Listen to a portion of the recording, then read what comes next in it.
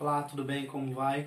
Hoje eu estou aqui para dar continuidade no quadro aqui Saúde na Prática, Ciência na Prática, de dentro para fora. Então hoje vamos falar de um tema qualidade muscular. Então, como tudo que nós fazemos, como tudo que nós temos que ser e ter qualidade, certo?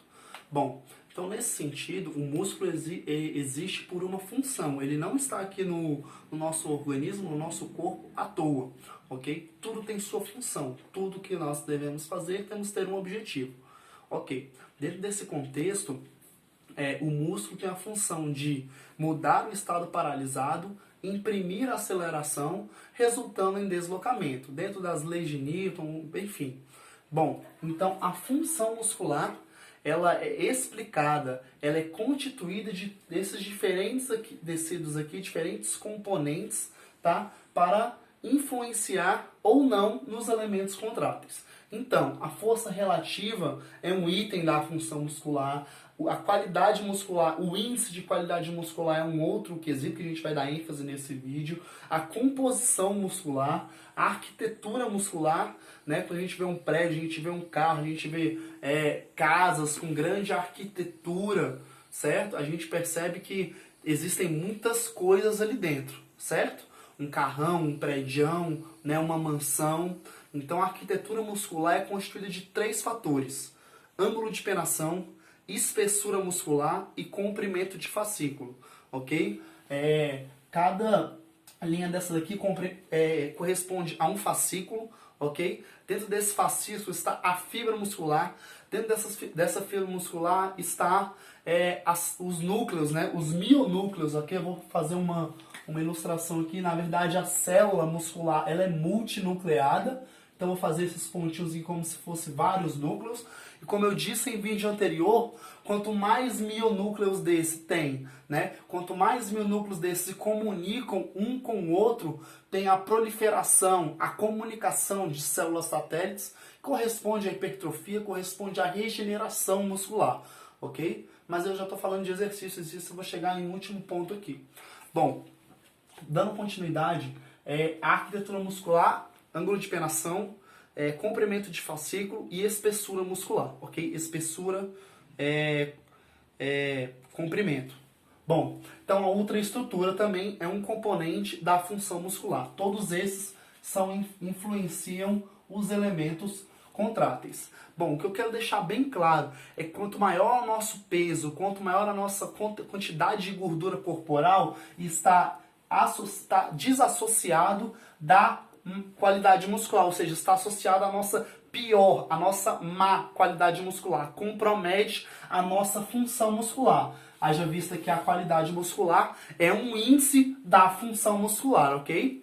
Bom, indivíduos obesos, eles têm uma alta força absoluta. Na verdade, eles podem ter, porque se nem isso eles exercem, eles não mantêm essa contratilidade, essa mudança do estado paralisado. Se ele permanece sedentário, ok? Se ele não utiliza a maior quantidade de fibras tipo 2, que o obeso tem alta quantidade de fibras tipo 2, comparado com magros, ele pode não ter essa maior força absoluta. Então, eu quero deixar bem claro. Então, obesos têm maior fibras tipo 2 do que indivíduos magros. Fibras tipo 2 é responsável por produção de força, por imprimir potência, ok? Por maior quantidade de trabalho, ok? Etc. Maior capacidade glicolítica.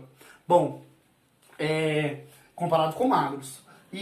Mas tem menor composição. Composição no sentido que a gordura corporal está infiltrada no músculo, ok? Tem menor ativação muscular por causa que tem menor resistência à fadiga. Ou seja, não consegue ativar todos esses mionúcleos, o indivíduo obeso, ok? Tem menor ativação, né? Tem gordura infiltrada aqui, vou fazer uns molhinhos aqui, representando gordura, que prejudicam a função, prejudicam a aplicação de força, a produção de força, a manutenção de força durante a contratilidade, durante o exercício, e inevitavelmente vai se interromper o exercício. ok? Então essa composição prejudicada, essa menor ativação muscular, né? Essa menor resistência à fadiga compromete a função muscular de indivíduos obesos. Em indivíduos obesos, a adiposidade corporal, o sobrepeso, a obesidade não serve como estímulo para aumento da força absoluta, não serve para aumento, né, a maior ativação das fibras tipo 2. Ok? Não serve como estímulo de sobrecarga, ok? Em mulheres foi detectado esse impacto da obesidade. Vou colocar o estudo aqui, se vocês puderem, olhem lá, leiam o estudo. Que no que se refere ao ângulo de penação, vou colocar aqui, ó, ângulo de penação, ok? Comprimento de fascículo e espessura muscular. Então, eles analisaram o ângulo de penação. E o ângulo de penação, numa curva, num gráfico, né, tinha que estar alinhado, né, numa linha de tendência. Então, ela veio para cá, 45 graus. Ok? Então, quando ela atingiu 45 graus o ângulo de penação, nesse estudo de arquitetura muscular, no impacto da obesidade em mulheres, foi detectado que a partir de 45 graus teve um impacto negativo na produção de força por conta dessa gordura infiltrada, ou seja, dessa composição muscular prejudicada e logo comprometeu a função. E como é que a gente verifica isso? Com a análise de força, né? Força muscular máxima, força muscular, potência muscular, né? Uma quantidade X de repetições, ou seja, 10, 12 repetições, né? Geralmente se utiliza o isocinético, um dinamômetro isocinético padrão ouro, 60 graus por segundo, 180 graus por segundo, ok? Então, essa intensidade do eco, ok, é prejudicada em indivíduos que têm menor composição muscular, têm menor ativação muscular, têm menor resistência à fadiga e, consequentemente, tem uma maior adiposidade, maior tecido de gordura no corpo e também no músculo. Quero deixar bem claro que essas características explicam pela resistência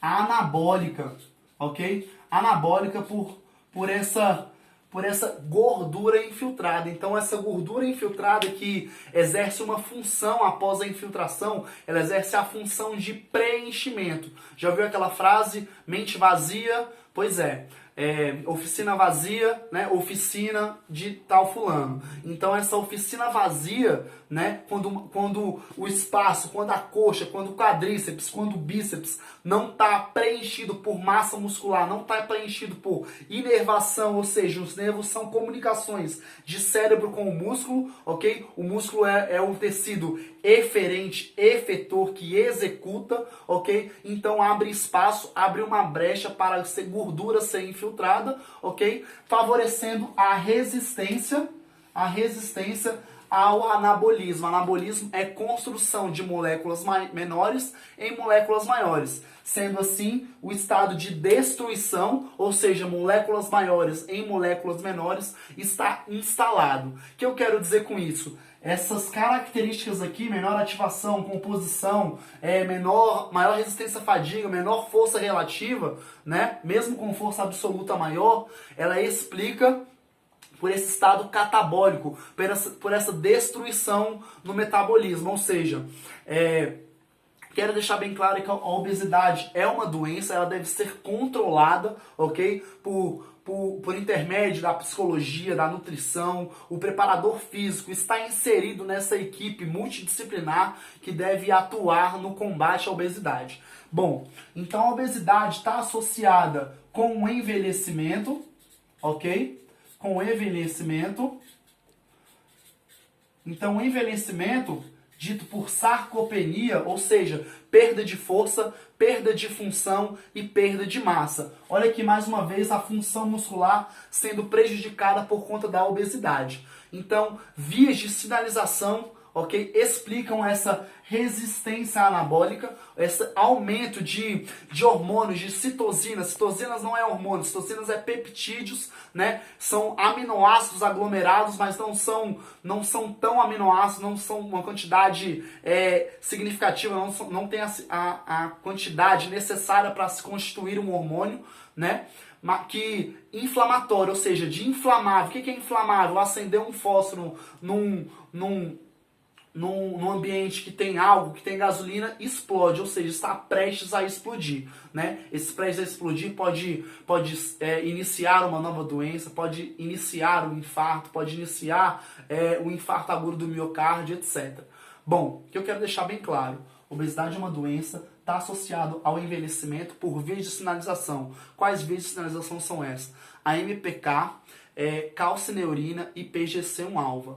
Então, esse estado catabólico, ou seja, resistência anabólica, representada por citocinas inflamatórias, eles destroem o organismo, influenciando as características musculares que eu apontei, e isso influencia na manutenção da obesidade, ok? Por exemplo, por menor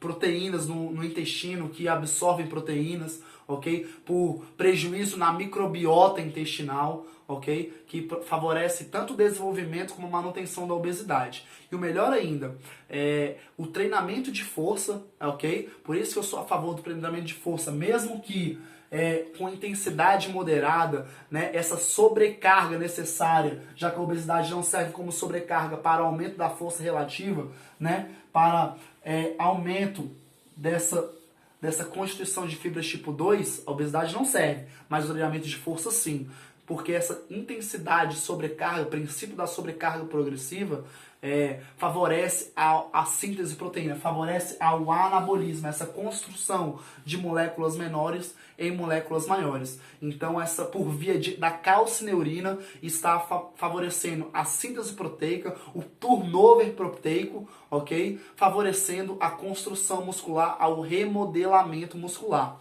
né? Um índice, que é o pico de torque, né, por área muscular, ok? Então, ele é prejudicado, né? Ele está alto aqui quando tem 20, 30, está alto quando está 30, 40, permanece alto com 40, 50, 50, 60 cai um pouquinho, mas a partir dos 60, né, num gráfico aqui, ok? Então, aqui 20, 30, 20, 30, aqui 30, 40, aqui 40, 50, aqui 50, 60. Mas a partir dos 60, né, esse pico de torque por área muscular, ou seja, a qualidade muscular, né, essa capacidade de ativação, né, de ativar todos esses mionúcleos aqui presentes numa área muscular, ela é prejudicada e está cada vez menor. Né? Que eu quero deixar bem claro, o índice de massa, o índice de qualidade muscular, né, baixo, comprometido, né, num estado catabólico instalado, né, essas citosinas inflamatórias prejudicando o estado de destruição, favorece a resistência à insulina, né? Aí você me pergunta, vai treinar quando? É melhor treinar antes do alimento ou depois do alimento, né, no café da manhã? Então eles investigaram isso também, detectaram que treinar antes do café da manhã favorece a oxidação lipídica, né? Favorece a utilização de lipídios no treino em intensidade moderada, ok? E foi associado com a menor hiperinsulinemia, ou seja, o pâncreas está sobrecarregado, né, quando a obesidade está instalada, ok? Então foi verificado isso, ok? Então está associado essas vias de sinalização a MPK, né? Proteína quinase ativada por MP, monofosfato, ok? ATP, ADP, AMP. Então a MPK utilizando vias independentes de insulina. Então quando entrou o alimento após o exercício, né? Continuou utilizando o lipídio durante o dia, mesmo numa análise aguda, ou seja, agora, quanto depois de 6 semanas. que eu quero deixar bem claro, o treinamento de força serve como construção muscular, serve por essa mudança do estado de resistência de construção, para menor adiposidade, ok? Para menor peso, inclusive em indivíduos que estavam na fila da cirurgia bariátrica, uma intensidade leve, mesmo que não seja significante para a melhoria da capacidade funcional, foi melhor. Foi significante na redução da frequência cardíaca de repouso, foi significante na adesão ao exercício. Mais uma vez, estou dando ênfase na sobrecarga. Então, qual que é a melhor intensidade? Depende do aluno, depende do objetivo. Então, se o indivíduo está na fila de uma cirurgia bariátrica, por exemplo, está numa doença, num quadro da doença, numa fase da doença, obesidade, instalada, prejudicada, então tem que treinar leve, ok? Mesmo não sendo significante para atenuar, para melhorar os causadores da disfunção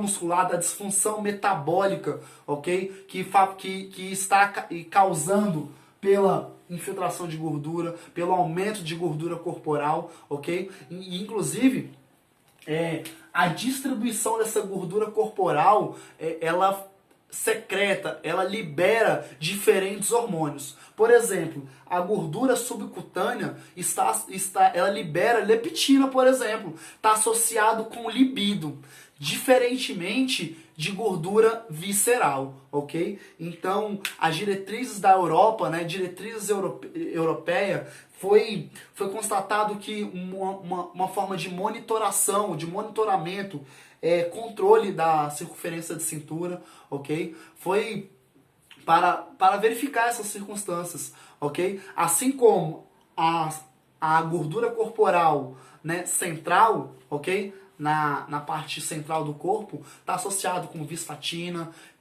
fator de necrose tumoral alfa liberado pelo tecido adiposo, fator inflamatório, resistência anabólica, NF-kappa-beta liberada pelo tecido adiposo, que favorece a infiltração do macrófago, ok? Favorecendo essa resistência, ou seja, a manutenção desse quadro de destruição, ok? Visfatina, resistina, ok? Favorecendo, prejudicando a pressão arterial, né? Não sabe o que vem primeiro, diabetes ou obesidade. Então, essa resistência à insulina, essa disfunção metabólica, esse quadro de resistência anabólica, esse quadro de destruição do metabolismo comprometem a função muscular. Ou seja, o músculo pode ser utilizado para mudança do metabolismo, mudança no quadro de autoestima, ok? De como você se percebe no espaço, como você se movimenta, né? E isso tudo favorece a comunicação de músculo com o cérebro, ok? O que eu quero dizer com isso? A doença obesidade, ela deve ser combatida, ok? A qualidade muscular, o músculo deve ser utilizado para manutenção da nossa locomoção, ok? O que puder fazer, faça com o corpo, ok? E devemos combater o quadro de destruição metabólica, destruição celular, ok? Treinamento de força para remodelamento muscular, para hipertrofia, aumento da massa, aumento da espessura, ok? E essa atividade feita constantemente, frequentemente, diariamente, favorece a comunicação de neurônio de cérebro com o músculo, através de neurônios, ok? A atividade física feita ao longo da vida foi verificado que tem menor infiltração de gordura, foi preservada a massa muscular, foi preservada a força. Então, com estudos que mostram que a queda da força favorece a mortalidade, quando a atividade física é feita ao longo da vida, 30, 40, 50 anos, desde criança, desde a atividade física escolar, favorece, né, combatendo esse estado de destruição, né? Essa composição muscular, ao invés de estar baixa pela infiltração de gordura, está alta. Está alta por quê? Porque tem massa muscular. A oficina está cheia, não tem brecha para a gordura ser infiltrada. Então treine, construa um ambiente, construa um espaço de construção, ok?